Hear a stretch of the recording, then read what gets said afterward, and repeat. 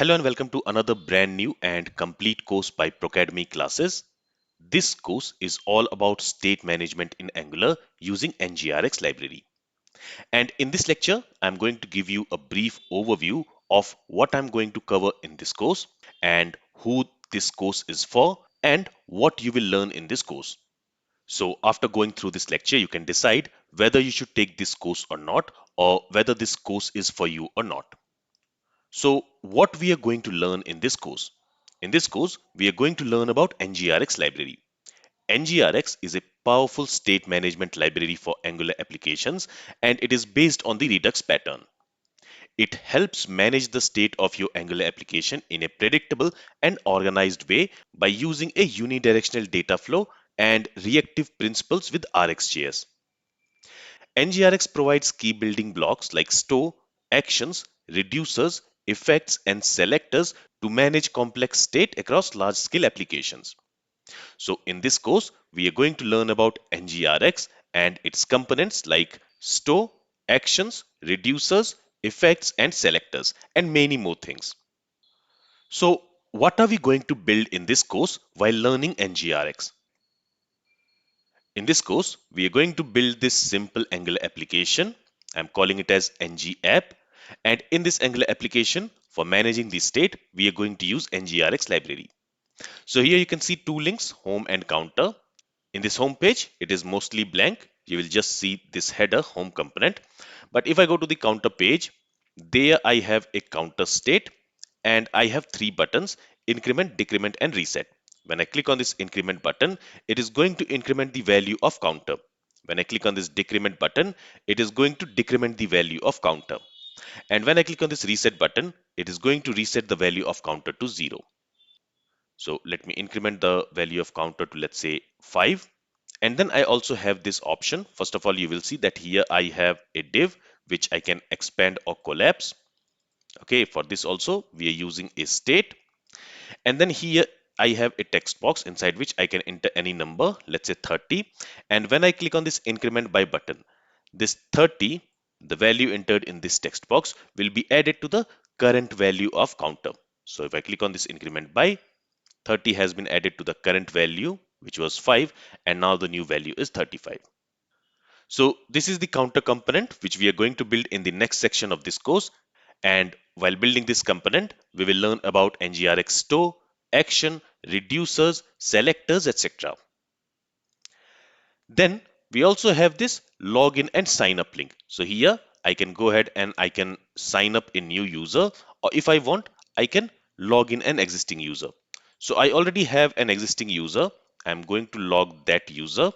The email for that user is john@gmail.com and the password for this user is test1234.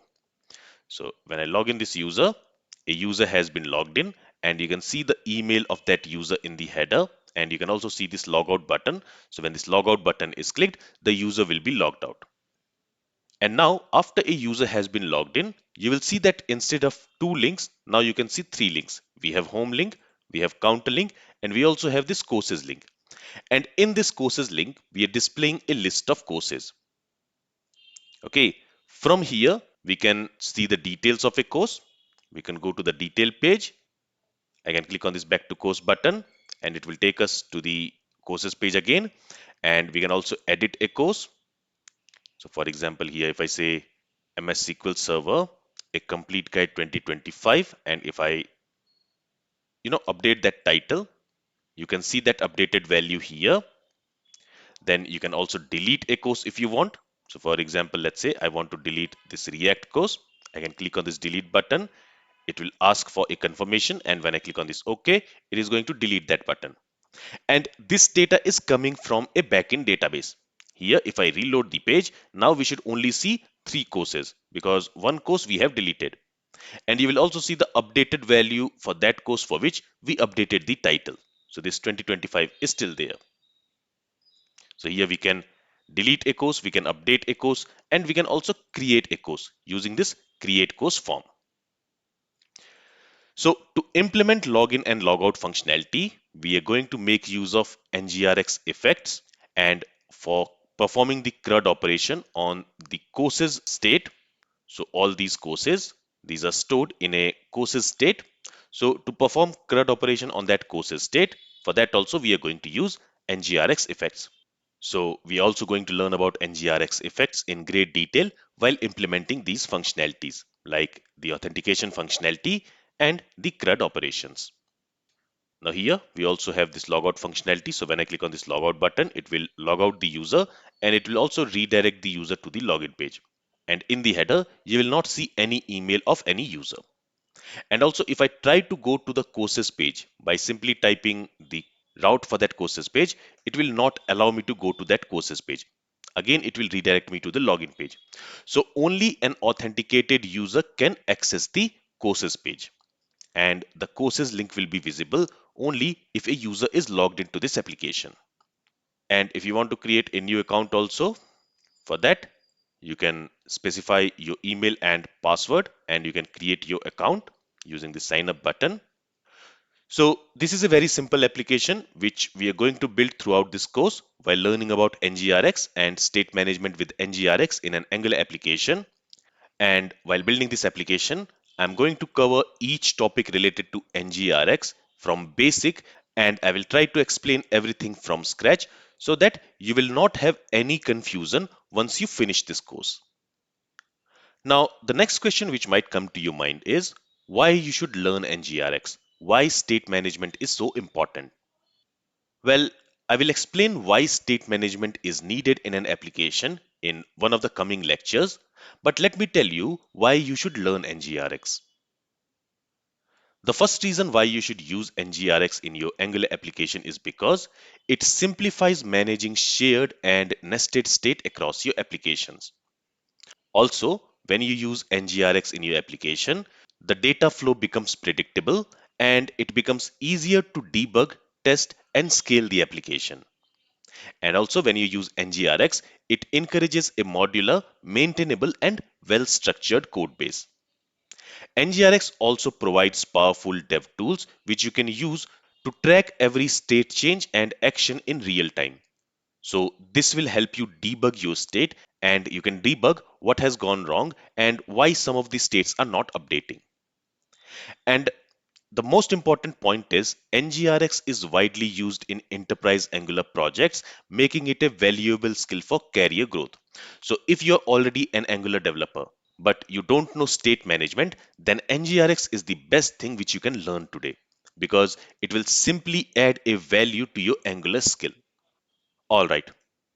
Now, this course is thoughtfully designed to accommodate both beginner and experienced developers with a beginner-friendly approach that ensures easy understanding from the start. So, if you are a complete beginner, don't worry, this course is designed in such a way that you will be able to understand each and every topic very easily.